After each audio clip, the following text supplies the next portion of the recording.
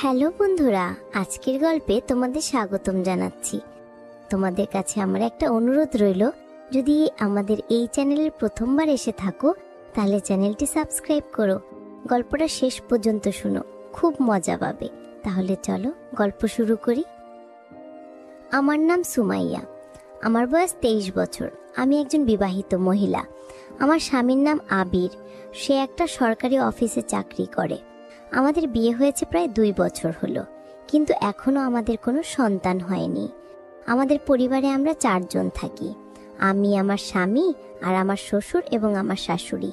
আমরা সবাই আমাদের জীবনে খুব খুশি ছিলাম, একে অপরের সঙ্গে হাসি খুশিভাবে সুন্দরভাবে দিন কাটাতাম।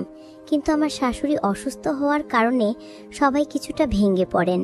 তো তারপরে আমরা তাকে কিছুদিনের জন্য আমার ননদের বাড়ি পাঠিয়ে দেয়। সেখানে কিছুদিন থেকে আবার বাড়ি ফিরে চলে এলেন। ফিরে আসার পর আমরা তার মধ্যে কোনো বড় পরিবর্তন দেখতে পাইনি। তবে একটা জিনিস আমি লক্ষ্য করছিলাম, তার আদর নিয়ে একটা অদ্ভুত ব্যাপার দেখা যাচ্ছিল। আমি দেখেছিলাম তিনি প্রায়ই আমার দিকে অদ্ভুতভাবে তাকিয়ে থাকতেন। কখনো কখনো আমাকে তিনি ছোঁয়ার চেষ্টা করতেন। আমার কাছে এসব খুব একটু অদ্ভুত লাগছিল, কারণ এর আগে তিনি কখনো এমন করেননি। মনে মনে ইচ্ছে হচ্ছিল আবিরকে ফোন করে সব বলে দিই, কিন্তু তারপর ভয় হলো, যদি আবির আমার কথায় বিশ্বাস না করে তাহলে আবার আমি কি করব। ভাবলাম হয়তো এটা আমার ভুল বোঝাবুঝি। কিন্তু একদিন তো সীমা ছাড়িয়ে গেল। সেদিন আমি বাথরুমে যাচ্ছিলাম, দেখি শ্বশুর আগে থেকে বাথরুমের ভেতরে আছেন।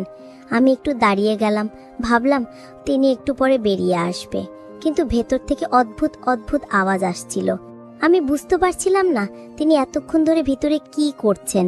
তাকে ডাকার চেষ্টা করলাম, কিন্তু মনে হয়, তারপর ভাবলাম তিনি যে কোনো সময় বেরিয়ে আসতে পারেন। তাই আমি আমার ঘরে আবার ফিরে গেলাম। প্রথমে মনে হচ্ছিল আবিরকে সব বলে দিই, কিন্তু আবার সেই ভয়, যদি সে আমার কথা না মানে। এই ভেবে আমি সারা রাত জেগে রইলাম, ঘুমই এলো না ভেতরে ভেতরে। খুব অস্থির লাগছিল। কয়েকদিন ধরে যা যা হচ্ছিল সবই খুব অদ্ভুত মনে হচ্ছিল। রাতে আবির আমাকে ভালোবাসতে চাইল, কিন্তু আমি বললাম আজ আমার মন ভালো নেই। এই বলে মুখ ফিরিয়ে শুয়ে পড়লাম। সারা রাত জেগে কেটে গেল। সকালে আবিরকে শহরে বাইরে কাজে যেতে হলো। একটা মিটিং এর জন্য সে 7 দিনের জন্য যাচ্ছিল। আমি তার ব্যাগ গুছিয়ে দিলাম, টিফিন বানিয়ে দিলাম। কিছুক্ষণ পর সে কাজে বেরিয়ে গেল। এখন বাড়িতে শুধু আমি, আমার শ্বশুর এবং আমার শাশুড়ি ছিলাম। ভয়ে আমার হাত পা কাঁপছিল, প্রতিটা মুহূর্তে যেন শতাব্দীর মতো কাটছিল। সারাদিন আমি বাড়ির কাজে ব্যস্ত রইলাম। আমার শাশুড়ি তো অসুস্থ হয়ে পড়েছিল। কাজ শেষ করে ঘরে এসে শুয়ে পড়লাম। আগের রাতে ঘুম হয়নি, তাই এখন ঘুমে চোখ ভার হয়ে আসছিল। প্রায় বিকেল 5টা বাজে। কখন যে চোখ বন্ধ হয়ে গেল আমি টেরই পাইনি। সাধারণত আমি শাড়ি পরি, কিন্তু গরমের জন্য কয়েকদিন ধরে সালোয়ার কুর্তি পরছিলাম। আমার শরীর তখন ঘামে ভিজে গিয়েছিল। আমি পাখার নিচে শুয়েছিলাম। প্রায় 1.5 ঘন্টা পর আমার মনে হলো কেউ আমাকে অদ্ভুতভাবে ছুঁচ্ছে। প্রথমে ভাবলাম স্বপ্ন দেখছি, মনে হচ্ছিল হয়তো আবিরের সঙ্গে আছি। কিন্তু হঠাৎ ঘুম ভেঙে গেল। ধরফর করে উঠে বসলাম। কাপড় ঠিক করতে করতে দেখি শ্বশুর আমার পাশে বসে আছে। তাকে দেখে আমি চমকে গেলাম। জিজ্ঞেস করলাম, বাবা কি হয়েছে? আমার কাছে কিছু দরকার ছিল?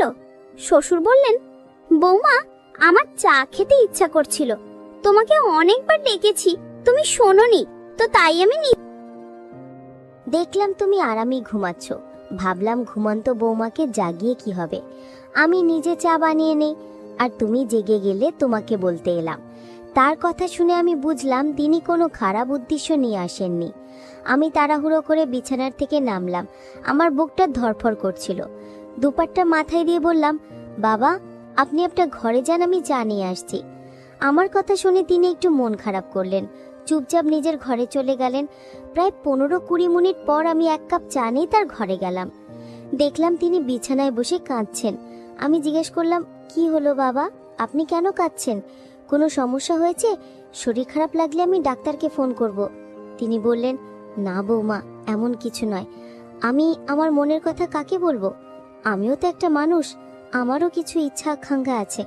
আমার স্ত্রী তো নড়াচড়া করতেই পারে না। আমার মন চায় আমার মনের সব কথা কাউকে বলি। আমি বুঝতে পারছিলাম তিনি কি বলতে চাইছেন। তবু আমি তার কাছে গিয়ে বললাম, বাবা আপনি চিন্তা করবেন না, সব ঠিক হয়ে যাবে। আর যদি কিছু বলতে ইচ্ছা করে আমার সঙ্গে কথা বলবেন। আমার কথা শুনে তিনি আমাকে জড়িয়ে ধরে কাঁদতে শুরু করলেন।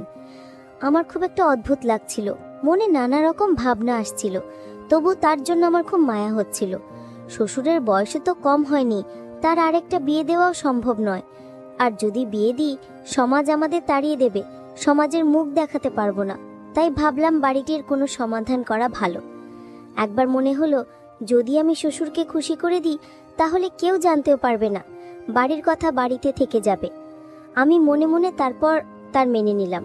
তারপর তাকে বললাম, আপনি গোসল করে আসুন। আমি তার জামা কাপড় বের করে দিলাম। কিছুক্ষণ পর তিনি গোসল করে ফিরলেন। কিছুক্ষণ পরে তোয়ালে দুধের মধ্যে জড়িয়ে এলেন। আমাকে দেখে মৃদু হাসলেন। পরদিন সকালে আমি চা নিয়ে তার ঘরে গেলাম। দেখলাম তিনি হয়তো তোয়ালে জড়িয়ে ঘুমিয়ে পড়েছিলেন। দরজায় হালকা ধাক্কা দিলাম। দেখি দরজা আগে থেকেই খোলা। শ্বশুর বনিয়ান পরে ঘুমাচ্ছেন। এই অবস্থা দেখে আমার খুব রাগ হলো, তবু কিছু বললাম না। চা দিয়ে কিচেনে ফিরে এলাম। প্রায় 1.5 ঘন্টা পর তিনি কিচেনে এসে বললেন, বৌমা একটু তেল গরম করে আমার ঘরে নিয়ে এসো তো, আমার মাথার শরীরে একটু মালিশ করে দাও। এবার আমার মনে হলো তার নিয়ত ভালো নয়, কিন্তু আমার কাছে কোনো প্রমাণ ছিল না। কিছুক্ষণ পর আমি তেল গরম করে তার ঘরে নিয়ে গেলাম। বললাম, বাবা এই নিন তেল, আপনি নিজেই লাগিয়ে নিন, আমার আজ অনেক কাজ আছে, কাপড়ও ধুতে হবে। তিনি বললেন, বৌমা মাথায় আমি নিজে লাগিয়ে নেব, কিন্তু পিঠে আমার হাত পৌঁছায় না, তুমি পিঠে মালিশ করে দাও। এই বলে তিনি বিছানায় উপুড় হয়ে শুয়ে পড়লেন। সকাল থেকে আমার তার ওপর খুব রাগ হচ্ছিল, তবু আমি তার পিঠে মালিশ শুরু করলাম। প্রায় 10 মিনিট পর তিনি পাশে ফিরে বললেন, বৌমা তোমার তো হাত খারাপ হয়ে গেছে, তাহলে একটু পেটেও মালিশ করে দাও। আমি না চাইতেও তার সব কথা মানছিলাম, 2 হাতে তার মালিশ করছিলাম। যদি শাশুড়ি অসুস্থ না থাকতো তাহলে আমাকে এসব করতে হতো না। এই 7 দিনে আবির ছাড়া আমার এত খারাপ অবস্থা, তাহলে শ্বশুর শাশুড়ি কিভাবে থাকেন? আমি এই ভাবনায় ডুবেছিলাম। হঠাৎ সব ছেড়ে ঘরের ভেতরে চলে এলাম। কিছুক্ষণ পর আমার ঘরে এলেন। বললেন, কি হলো বৌমা, তুমি সব ছেড়ে এখানে চলে এলে কেন? আবিরের জন্য মন খারাপ করছে, তার জন্য মন বসছে না? তুমি আমাকে বলো তোমার কি সমস্যা। তোমার যা গুণর কি আছে আমি সঙ্গে সঙ্গে পূরণ করে দেব। আমি তোমাকে আমার মেয়ের মতোই দেখি, আমি তোমাকে মেয়ের মতো ভালোবাসি। আমি কখনো চাই না তুমি কোনোভাবে কষ্ট। তুমি তো আমার আদরের মেয়ে। আমি তার পায়ে পড়ে গেলাম। বললাম, বাবা আমি আপনাকে অনেক ভুল বুঝেছি, আপনি আমাকে মাফ করে দিন। এতদিন ধরে আমি ভেবেছি আপনি আমার উপর খারাপ নজর রেখেছেন, তাই আমি আপনার থেকে দূরে থাকছিলাম। কিন্তু এখন বুঝতে পারছি আবির 5 দিন গেছে আর আমি তার জন্য এত অস্থির হয়েছি। আর আপনার স্ত্রী অনেক দিন হলো অসুস্থ হয়ে পড়ে আছেন। আমি যদি আপনার মন খারাপ করে থাকি আমাকে মাফ করে দিন। এখন থেকে আমি আপনার সব দিকে খেয়াল রাখবো, আপনার মেয়ে হয়ে থাকবো।